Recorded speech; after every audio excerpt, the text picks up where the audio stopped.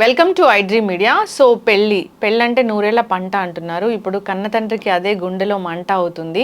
So ఎక్కువ ఖర్చు పెట్టేసి అట్టహాసంగా ఆర్భాటంగా పెళ్లిళ్ళు చేసేయడము, దానివల్ల అప్పులు పాలవటం కూడా జరుగుతుంది. దీని గురించి ప్రియా చౌదరి గారి విశ్లేషణ తెలుసుకుందాం. మేడం నమస్తే. నమస్తే మేడం, జనరల్గా పెళ్ళి అంటే నూరేళ్ల పంట అంటారు. సో బాధ్యతగా అమ్మాయి తండ్రి పెళ్లి చేసి ఇస్తూ ఉంటారు.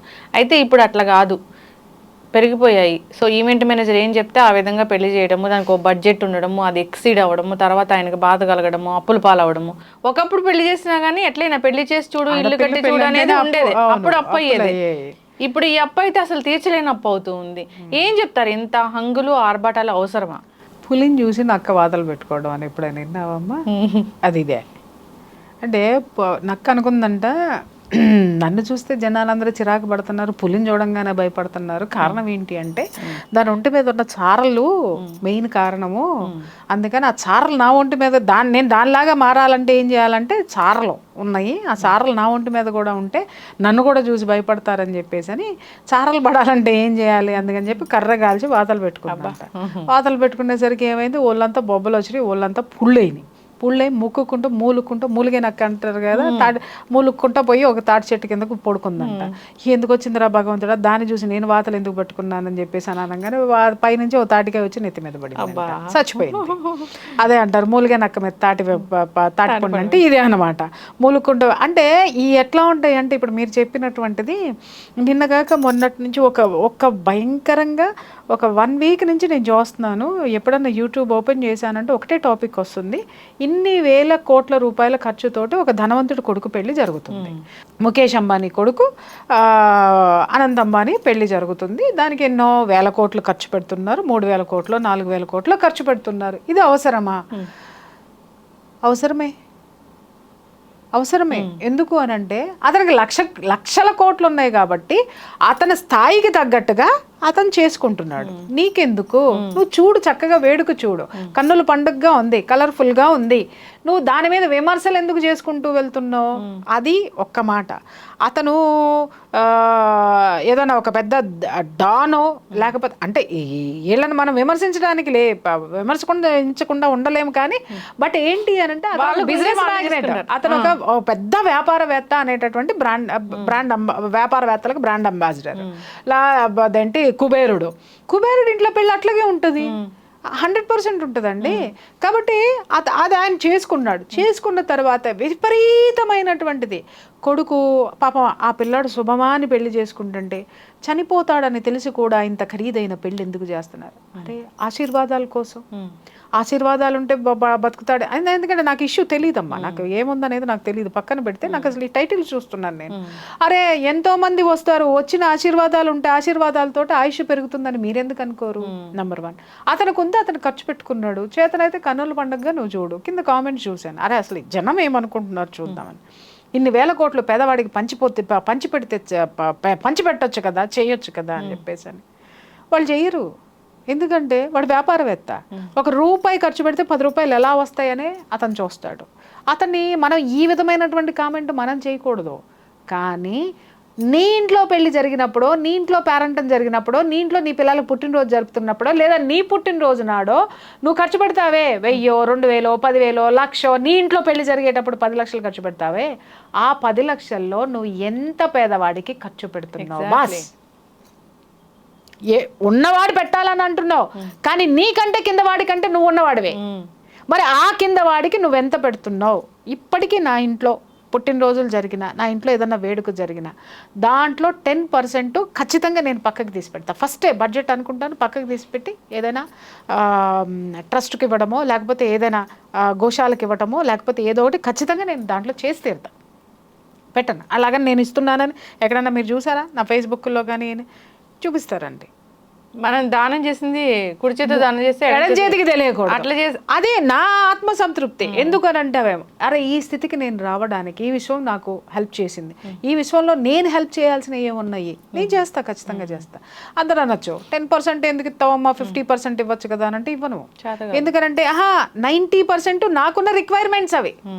నా రిక్వైర్మెంట్స్ నేను ఈ సమాజంలో ఉన్నందుకు నేను ఫుల్ఫిల్ చేసి తీరాల్సిందే. ఒక చిన్న విషయం చెప్తాను, ఉన్నవాడు ఉన్నట్టు ఎందుకు బతుకుతాడు అని అంటే వాడు అలా బతకకుండా కిందకి దిగి బతికాడంటే ఈడికేం పోయే కాలంలో ఈడెంత పిసినారు.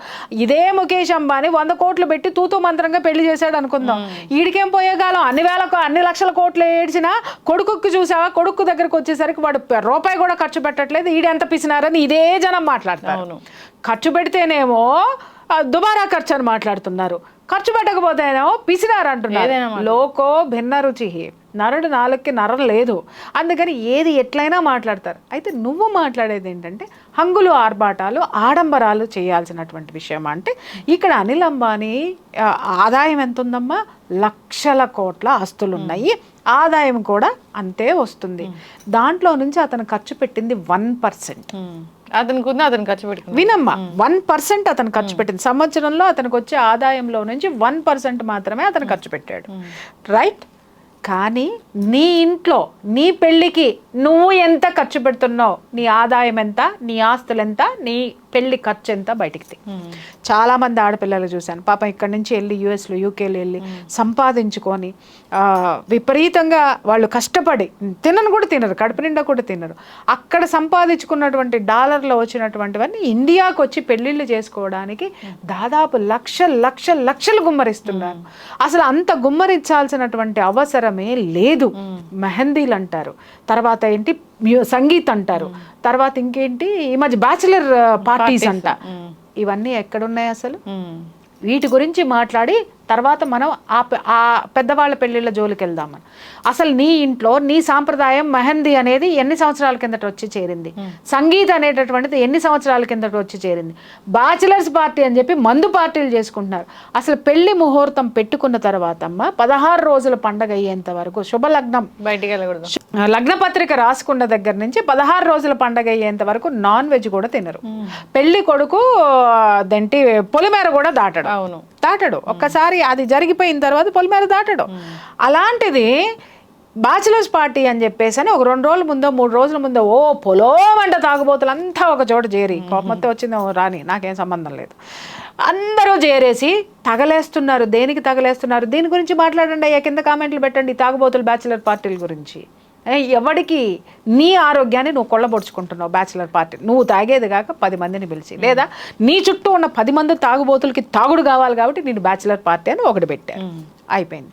మెహందీలు అసలు ఎక్కడుందమ్మా మెహందీ? గోరింటా ఖచ్చితంగా పెట్టుకునేవాళ్ళం. ఆ రోజు రాత్రి రేపు పొద్దున్న పెళ్ళనగా ఈ రోజు రాత్రి కూర్చొని అందరూ పెట్టుకునేవాళ్ళు, లేదా 2 రోజులు ముందు పెట్టుకునేవాళ్ళు. అది చక్కగా ఒక వేడుక, అందరూ ఒక చోట కూర్చొని పెట్టుకున్నారు. ఇప్పుడు దానికి మెహందీ అని చెప్పి దానికి ఒక హల్దీ ఫంక్షన్ అంట. హల్దీ ఫంక్షన్ అనేది ఎక్కడి నుంచి వచ్చింది అసలు మీకు? ఇవన్నీ ఎవడు క్రియేట్ చేశాడు అని అంటే ఈవెంట్ మేనేజర్లు క్రియేట్ చేశారు. ఎందుకు క్రియేట్ చేశారంటే వాడికి బడ్జెట్ పెరగాలి, వాడికి పేమెంట్లు రావాలి, వాడు బేసిక్గా బెంచ్ కార్లు వేసుకొని తిరగాలి, లేదా వాడు కాస్ట్లీగా బతకాలి. కాబట్టి ఒకప్పుడు పెళ్ళిళ్ళు పురోహితులు ముహూర్తం పెట్టి శాస్త్రం ఎలా చెయ్యాలి, పెళ్లి క్రతువు ఎట్లా చెయ్యాలి అనేది వాళ్ళు ఒక లిస్టు రాసిచ్చేవాళ్ళు, ఓకే, లేదా వాళ్ళు పద్ధతి చెప్పేవాళ్ళు. ఇదిగో అమ్మ ఇది ఇక్కడ పెట్టండి, ఈ రోజు ఇది చేయండి, లగ్న పత్రిక చేయండి, తర్వాత ఇది చేసుకోండి, ఈ తర్వాత ఇది చేసుకోండి, పెళ్లి రోజు పొద్దున్న గౌరీ పూజ చేసుకోండి, ఇవన్నీ చేసుకోండి, తర్వాత ఇచ్చి పుచ్చుకుంటారు, ఈ రోజు ఇచ్చి పుచ్చుకోండి, ఇవి పెట్టుకోండి, పెట్టుబడులు ఇలా పెట్టుకోండి, సాంప్రదాయాల గురించి వాళ్ళు చెప్పేవాళ్ళు. అకార్డింగ్ టు మన శాస్త్ర ప్రకారము ఈ పెళ్ళిళ్ళు అనేటటువంటివి జరిగాయి. అసలు నీ శాస్త్రంలో ఏడేడ్చింది? హల్దీ ఫంక్షన్ అంటావు, మెహందీ ఫంక్షన్ అంటావు, తర్వాత దాన్ని ఏమంటారు పార్టీస్, మ్యూజిక్, సంగీత్ అంటావు, వీటన్నిటిని ఎవడు తెచ్చి చేర్చాడు రా? నాకు అర్థం కాక అడుగుతాను. పులిని చూసి నక్క వాతలు పెట్టుకోవడం అన్న మాట్లాడాను కదా, వాడు పెట్టాడు కదా, వాడు 10 లక్షలు పెట్టి సంగీత్ పెట్టాడని చెప్పి లేనాడు 2 లక్షలు పెట్టి పెడతాడు. ఎక్కడ పెడతాడు? వాడు ఉన్న ఇంటి ముందరే ఒక ఇది వేసి. నాకు ఇట్లా నేను అంటున్నానని మీరు బాధపడద్దు, ఎందుకంటే ఎంజాయ్మెంట్లు కావాలి. కానీ పెళ్ళి అంతా అయిపోయిన తర్వాత హ్యాపీగా అందరూ కలిసి కూర్చొని ఒక వేడుక పెట్టేసుకోండి, ఖచ్చితంగా పెట్టుకోండి. ఆ కుటుంబాలు ఈ కుటుంబాలు కలిసి పెట్టుకోండి. కానీ వీటికి ఎంత ఖర్చు అవుతుంది? ఈ ఖర్చుని ఒకడిని చూసి ఒకటి చెయ్యకపోతే మళ్ళీ బ్లేమ్లు. ఎందుకంటే వీళ్ళు చేసిన అన్ని ఫేస్బుక్లో వీడియోల ద్వారా, దీని ద్వారా ప్రీ వెడ్డింగ్ షూట్లు అంట, పోస్ట్ వెడ్డింగ్ షూట్లు అంట, తర్వాత దాన్ని ఏమంటారు డెలివరీకి చేసే బేబీ బంప్ షూట్లు. ఎక్కడి నుంచి వచ్చినాయి అమ్మ ఇవన్నీ? కూడా ఇన్స్టాగ్రామ్ ఆడు బతికేయడానికి, యూట్యూబ్ ఆడు బతికేయడానికి, లేకపోతే దాన్ని ఏమంటారు ఈ ఫేస్బుక్లో ఆడు బతికేయడానికి తీసుకొచ్చినటువంటి ఈ దరిద్రపు కల్చర్ని తీసుకొచ్చి మనం ఆపాదించుకుని ఈరోజు దుబారా ఖర్చులు అయిపోయినాయి అంటే కంట్రోల్ చేయాల్సింది ఎవరు?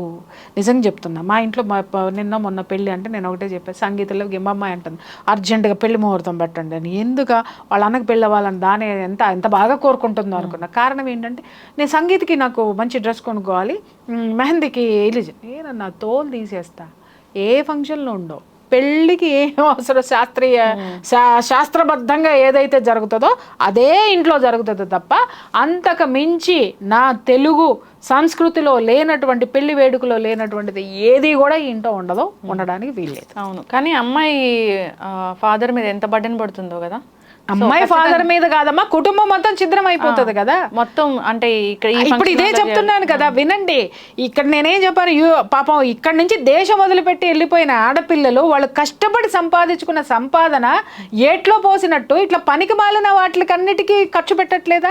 చాలా మంది మాట్లాడతారు ఏంటి అంటే, అబ్బా వీడియోలు చూసుకోవచ్చు జీవితాంతం అని. నిజమే, కానీ ఈ వీడియోలు ఒకప్పుడు పోయిన తర్వాత నువ్వు ఈరోజు రూపాయి కూడబెట్టుకొని వెళ్తే భవిష్యత్తులో నువ్వు ఎన్నో వేడుకలు చేసుకోవచ్చు. నువ్వు సంపాదించినట్టు వేడుకల రూపంలో ఇక్కడే నువ్వు ఖర్చు పెట్టేసుకొని వెళ్ళిపోతే వీడియోలే మిగులుతాయి జీవితంలో. ఒకప్పుడు అలా ఉన్నావు, అబ్బా అంత బాగా పెళ్లి చేసావు, అంత మంచి డ్రెస్సులు కొన్నావు, అంత కాస్ట్లీ చేసావని నువ్వు వీడియోలో చెప్పుకోవాల్సిన పరిస్థితికి ఇవాళ ఎన్ని కుటుంబాలు వస్తున్నాయో నాకు తెలుసు. ఎందుకంటే ఇలా ఛిద్రమయ్యి కొట్లాడుకుని నా దగ్గరికి పంచాయతీలు ఉన్నాయి కాబట్టి చెప్పాల్సిన బాధ్యత నాకుంది. తల్లిదండ్రులు ఒక్కొక్కరు చెప్తారు, ₹1,00,00,000 ఖర్చు పెట్టానంటే పెళ్లి కంటే. నేను షాక్ అవుతాను, ఏంటండి ₹1,00,00,000 ఎందుకు ఖర్చు పెట్టారంటే సంగీత్కండి, మెహందీకండి, హల్దీకండి, దానికండి, దీనికండి, కాస్ట్యూమ్స్ అండి. చివరికి పురోహితుడికి ఇచ్చింది ఎంత తిప్పి కొడితే ₹25,000 ఉంటాయి, లేదా ఒక ₹50,000 ఉంటాయేమో. అంతకు మించి మిగిలినాటి అన్నిటికీ దేనికి డెకరేషన్ చేయండి. పెళ్లి మండపం బ్రహ్మాండంగా ఉండాలి, వేడుక పెళ్లి వేడుక మాత్రమే బ్రహ్మాండంగా ఉండాలి తప్ప మనకి కానివన్నీ మనం పూసేసుకొని మనం చేసేసుకొని ఇవన్నీ పెంచుకుంటూ ఒక మధ్యతరగతి కుటుంబాలు వాళ్ళు రోడ్డును పడడానికి కారణం ఏంటమ్మా? ఎక్కువ ఈ దరిద్రం ఎక్కడ ఉంటుందంటే మధ్యతరగతి కుటుంబాలకి ఉంటుంది. ఎందుకంటే ఫాల్స్ ప్రెస్టేజెస్లో బతికేస్తారు. ఇవాళ చూడండి, నిన్న మొన్న ఒక సర్వే, ఐఫోన్లు ఎవరు ఎక్కువ వాడుతున్నారు అని అంటే middle class, below middle class.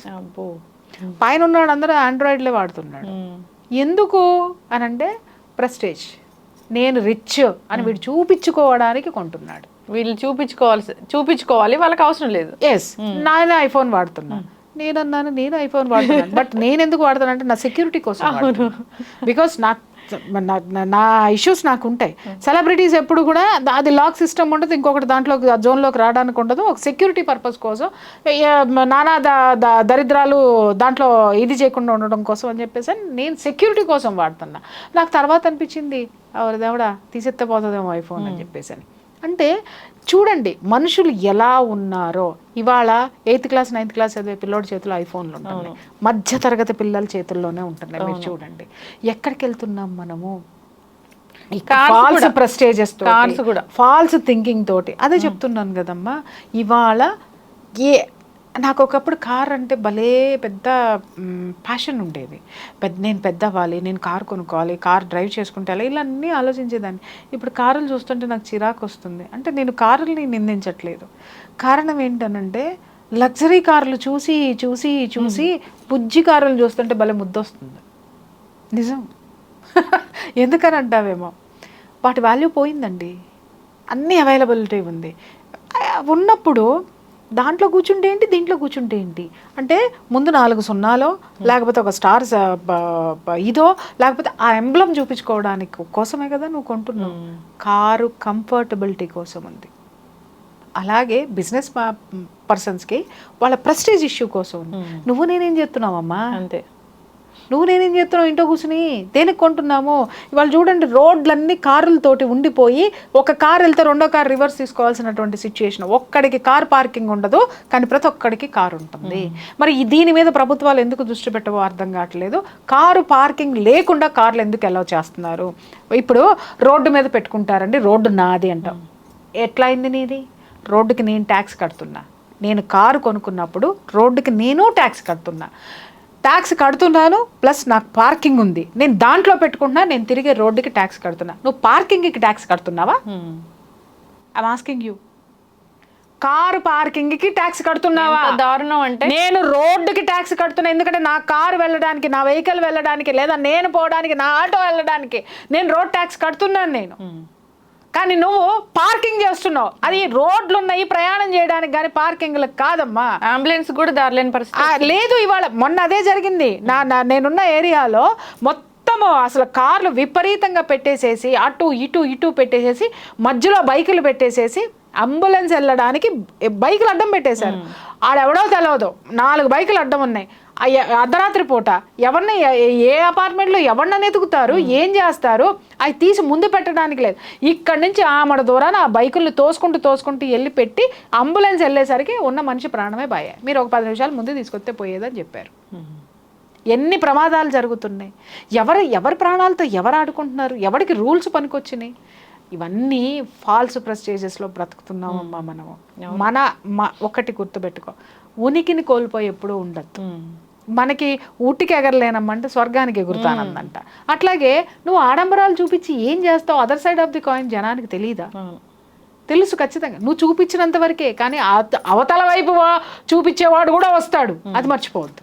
ఖచ్చితంగా మేడం. ఈ అపార్ట్మెంట్స్ కావచ్చు, ఈ విల్లాస్ కావచ్చు, ఇలాంటివి కూడా సో గ్రాండ్గా కొంటారు. కానీ ఆ ఇంట్లో ఉండాలంటే గుండెలో రైళ్లు పరిగెట్టే పరిస్థితి వస్తుంది ఒక్కొక్కరికి. ఎందుకంటే వాళ్ళ సంపాదనకు మించి ఈ అమ్మాయిలు ఉంటాయి. ఎగ్జాక్ట్లీ అమ్మా. ఇవాళ ఒకటే మాట, నిన్న మొన్న మా అపార్ట్మెంట్లో వీళ్ళు ఇవి కూరగాయలు పెట్టారు. బయట కూరగాయల రేటుకి మా అపార్ట్మెంట్కి వచ్చేదానికి 15 రూపీస్, 10 రూపీస్ నుంచి 15 రూపీస్ తేడా ఉంది. నేను అడిగా, ఏంట్రా బయట ఇట్లా ఉన్నాయి, మీరేంటి ఇక్కడ పెట్టారు ఆ అపార్ట్మెంట్ లోపల? అమ్మ లోపలికి వచ్చి పెట్టాం కదమ్మా, మీరే ఇట్లా మాట్లాడితే ఎలాగమ్మా అంటే, నేనన్నా ఊరే ఈ అపార్ట్మెంట్లన్నీ కాస్ట్లీ అపార్ట్మెంట్లన్నీ మాయ అనుకుంటున్నావా? అవన్నీ బ్యాంక్ ఆడిరా, మాయ కాదు. నెలకు వచ్చేసరికి భారీ మొత్తంలో చెల్లిస్తున్నావు వాడికి, అంతేగాని ఇవన్నీ మాయ కాదు. చూసేటు నీకు నువ్వే ఏ రోజు సంపాదన ఆ రోజు హ్యాపీగా జేబులో వేసుకొని నీ ఇంట్లో నువ్వు ఉంటున్నావు. బట్ మా ఎట్ట కాదయ్యా, వచ్చే సంపాదన మాది, ఇంకే సంపాదన వచ్చినా కూడా వీటికి కట్టడానికే మాకు సరిపోవట్లేదు. ఇవన్నీ చూసి నువ్వు మోసపోమాక, నీకంటే కూడా కింద స్థితిలోనే మేము బేరాలు అడుగుతాము, దయచేసి మాకు ఇవ్వు అని చెప్పేసాను. అంటే నా చుట్టూ ఉన్న వాళ్ళందరూ నవ్వారు. నిజమేనండి మీరు మాట్లాడింది అని చెప్పేసాను. అట్లా ఉంది పరిస్థితి, situation. False prestiges, false thinkings, false show పుటప్లు, ఇవన్నీ బ్రాండెడ్. ఏందమ్మా ఇది? నువ్వు ప్రశాంతంగా ఉండడానికి నీకేం కావాలో అది ఏర్పరచుకో. ఇంకొకటి, నీ అవసరం నువ్వు బ్రతుకున్నంత వరకు ఈ సమాజంతో పెట్టుకో. నీకు కార్లు ఉంటే ఎవడు చూస్తాడు, బంగళాలు ఉంటే ఎవడు చూస్తాడు, ఏది ఉంటే ఎంత ప్రశాంతంగా ఉన్నావో నీకు. ఎగ్జాక్ట్లీ. హెల్దీగా ఉండాలి, ప్రశాంతంగా ఉండాలి. కంటి మీద నిద్ర లేకపోతే ఈ బాధల వల్ల నేను నా చుట్టూ చాలా మందిని చూస్తాను. ఇవాళ చూస్తాను, రేపు వచ్చిన తర్వాత మేడం అది ఆ ప్రాపర్టీ కొనేసామండి, అక్క ఈ కారు కొనేసామండి. నేను చూస్తే ఆ వాటికి కట్టడం కోసము వీళ్ళు ఒక్క నిమిషం కూడా ప్రశాంతంగా, ఎప్పుడు ఇలా గుడి జబ్బులు వస్తాయో అనే టెన్షన్ నాకు. ఒక్క నిమిషం కూర్చోలేరు. మీరు నేను ప్రశాంతంగా మాట్లాడుకుంటాం కూర్చొని, ఒక్క నిమిషం నేను వాళ్ళతో కూర్చొని మాట్లాడుతుంటే వాళ్ళు ఎక్కడో ఆలోచిస్తూ ఉంటారు, ఎక్కడో ఏదో చేస్తారు, టెన్షన్ ఏవో ఫోన్లు, ఏవో ఇది ఏదో కథ. అసలు అక్కడ ఆ పని చేయాలి, ఇక్కడికి వెళ్ళాలి, అక్కడికి వెళ్ళాలి, అది చేయాలి, ఇది చేయాలి. మొన్న ఒక కేసు ఒకటి వచ్చింది నాకు, ఒక కేసు కదా, వరుసనే 4 కేసులు వచ్చినాయి. ఒక్కొక్కళ్ళు 6 ఉద్యోగాలు 7 ఉద్యోగాలు చేస్తున్నారు. ఇదేంటబ్బా, ఒక ఉద్యోగం చేయడానికే నాకు తలప్రాణం అంతా వస్తూ ఉంది. 6 ఉద్యోగాలు 7 ఉద్యోగాలు వీళ్ళట చేస్తున్నారని చెప్పేసి అని చూస్తే ఏంటి అని అంటే, ఈరోజు ఎన్ని ఉద్యోగాలైనా చేసుకోవచ్చు అంట కదా ఇంట్లో కూర్చొని. అవును, చేసుకుని వాడు విపరీతంగా సంపాదిస్తున్నాడు. వాడు సంపాదించేటటువంటి సంపాదన ఎక్కడికి వెళ్తుందో చెప్తా. ఒక పెద్ద మనిషి సంపాదించేదంతా కూడా ఆ బంధువులు ఎవరైతే ఉంటారో ఆ బంధువులకి ఏ అవసరం వచ్చినా ఇతగాడు బాహాటంగా ఇస్తాడు. ఇంట్లో భార్యకి రూపాయి ఇవ్వడం అంటే ఏంటి, బంధువులందరూ వీడిని మోస్తున్నారు పల్లకి ఎక్కించి. సో ఆ భజన చేయించుకుంటానికి వీడు 7 ఉద్యోగాలు చేస్తూ భార్య దగ్గరికి వచ్చేసరికి ఇంట్రెస్ట్ ఉండదు. ఎందుకంటే నేను అలసిపోతున్నానండి 7 ఉద్యోగాలు చేస్తున్నా. 7 ఉద్యోగాలు నీ భార్యతో సంసారం చేయడానికి పనికి రాకుండా ఎందుకు చేస్తున్నావు నువ్వు అంటే, వీళ్ళతో చప్పట్లు కొట్టించుకుంటాను. జీవితాంతం నీకు ఏదైనా వస్తే చూసేది ఎవరు, నీ భార్య నిజాలు మాట్లాడతారు ఒకటి. రెండోది ఇంకొకటి 9 ఉద్యోగాలు చేస్తున్నాను అన్నాడు. ఆ 9 ఉద్యోగాలు చేసేవాడి సిచ్యువేషన్ ఏంటి అని అంటే సేమ్ ఇదే సిచ్యువేషను. భార్యాభర్తల మధ్య అన్యోన్యత లేదు, ఏమీ లేదు. ఎందుకురా నాయన అంటే ఇది ఏంటి అని అంటే, మా ఊర్లో ఇప్పటికే నేను ఇన్ని కోట్లు పెట్టి ప్రాపర్టీస్ కొన్నానండి, ఇంకొక 25 ఎకరాలు ఉంది, అది నేను కొనాలి, ఇవన్నీ నా టార్గెట్ టార్గెట్స్ అండి అని అన్నారు. అరే నీ వ్యక్తిగత జీవితాన్ని కూడా నువ్వు వయసులో ఉన్నప్పుడు నువ్వు ఎంజాయ్ చేయలేనటువంటి నీ టార్గెట్ ముసలోడి అయిపోయిన తర్వాత కావాలనుకుంటే ఎవడొస్తాడరా నీకు? సంపాదించి ఏం చేస్తావు? దేనికైనా ఒక లిమిటేషన్ ఉంటుంది. పెళ్ళికైనా, పేరంటానికైనా, ఆస్తులకైనా, అంతస్తులకైనా. చూడమ్మా, కింద పిల్లర్ నువ్వు ఎంత బలంతో వేస్తావో అంత బలం మాత్రమే పైన మోస్తుంది దాని మీద పెడితే. అంతేగాని 10 అంతస్తులకి పిల్లర్స్ వేసి నువ్వు 20 అంతస్తులు పర్మిషన్ ఉంది కదా అని లేపావు అనుకోమ్మా, ఏమవుతుంది? మొత్తం కూలిపోతుంది. ఇవాళ మనుషులు చేసే పని అదే. ఆర్భాటాలు, హంగులు, ఫాల్స్ ప్రెస్టేజెస్కి పోయి పోలిని చూసి నక్క వాతలు పెట్టుకున్నట్టు వాతలు పెట్టుకుంటున్నారు. ఎస్, ఖచ్చితంగా మేడం, అందరూ కూడా ఆలోచించాల్సిన పరిస్థితి అయితే వచ్చింది. నిజంగా పెళ్లి చేసి చూడు అనేది ఒకప్పుడు ఎందుకు వచ్చిందో ఆ నానుడి, కానీ ఇప్పుడు అది ఇంకా గుది బండలాగా తయారవుతుంది. సో పెళ్లి పీటల మీదే చనిపోతున్న తల్లిదండ్రులను కూడా చూస్తూ ఉన్నాము. ఆయన ఎంత టెన్షన్ పడి ఉంటే దీనికోసం అలా జరిగిందో కదా. సో ఖచ్చితంగా ఏదైనా వేడుక అనేది హ్యాపీగా జరగాలని కోరుకుందాం. తక్కువ బడ్జెట్లో చాలా హెల్దీగా వెళ్ళాలని కోరుకుందాం. బడ్జెట్ తక్కువ ఎక్కువ కాదు తల్లి, నీ సంపాదన ఎంత, ఆ సంపాదనలో ఎంత భాగం ఖర్చు పెడుతున్నావు, నువ్వు వెనకేసిన ఆస్తులు ఎంత, ఆస్తులు ఎంత భాగం ఖర్చు పెడుతున్నావు. అంతేగాని అప్పులు చేసి 1 కోటి రూపాయలు 2 కోట్లు పెట్టి పెళ్లిళ్ళు చేసిన వాళ్ళు 6 నెలలు తిరగకుండా విడాకుల కోసం వస్తున్నారు. ఎందుకంటే వీళ్ళు అట్టంటే వాళ్ళు అని తెలియదండి అంటే. మరి అంత ఆర్భాటంగా ఎట్లా చేశారంటే వాళ్ళు అడిగారు కాబట్టి మేము చేసామండి. ఎస్, ఖచ్చితంగా మేడం. 1 కోటి రూపాయలు పోయే, కూతురు జీవితం పోయే, ఇక్కడికి వచ్చి నీకు అప్పులు మిగిలినాయి. చివరికి అప్పులతో పాటు నీకు కూతురు వచ్చి నీకు ఇంట్లో అవును, ఏదైనా విడాకుల ఇష్యూ వచ్చినప్పుడు, ఏదైనా హెరాస్మెంట్ ఇష్యూ వచ్చినప్పుడు తల్లిదండ్రులు చెప్తుంటారు, మేము అంత కట్నం ఇచ్చాము, అంత గ్రాండ్గా పెళ్లి చేసాము, అన్ని నగలు కొనిచ్చాము అని. దృష్టి పెట్టాల్సింది ఎవరి మీద అమ్మా? స్థితి మీద, ఉన్న స్థితి మీద. ఉన్నతమైన స్థితికి గాల్లో చూసి మీరు పెట్టకండి. ఇప్పుడు నీ అల్లుడు నువ్వు చేసే గ్రాండ్ పెళ్ళిళ్ళు కానీ అవి కానీ మీ వియంకులు అందుకునే స్థితిలో ఉన్నారా లేదా? అలాగే ఆ స్థితిని భరించే స్థితి నీకు ఉందా లేదా? ముందు ఇవి ఆలోచించుకోవాలా. ఎవరి కోసమో సమాజంలో ఏదో చేసేయాలి, నా పిల్లలకు కూడా గ్రాండ్గా చేసేయాలని నువ్వు చేస్తే నువ్వు మిగలాలిగా నీ పిల్లలకి, లేదా రేపొద్దున వాళ్ళకి ఆ స్థితి మిగలాలి కదా. 1 రూపాయి వెనకేస్తే వాళ్ళు జీవితాంతం స్ట్రాంగ్గా ఉంటారు. ఉన్న రూపాయలన్నీ ఖర్చు పెట్టావంటే నువ్వు వాళ్ళ మీద ఆధారపడాల్సి వస్తుంది. రేపొద్దున ఎంత గ్రాండ్గా పెళ్లి చేసినా నిన్ను దగ్గర ఏంది చెప్పు అంటారు తల్లిదండ్రుల్ని. అందుకోసమని ఎవరికి వాళ్ళు త్యాగాలు చేసి చేయొద్దు, విచ్చలవిడితనానికి పోవద్దు. ఎస్, ఖచ్చితంగా మ్యామ్, ఖచ్చితంగా అందరూ కూడా ఆలోచించాలని కోరుకుందాం. ఇంకా ఎటువంటి దుస్సంఘటనలు జరగకూడదు, దీనివల్ల ఇబ్బందులు పడకూడదని కోరుకుందాం. ధన్యవాదాలు. Thank you.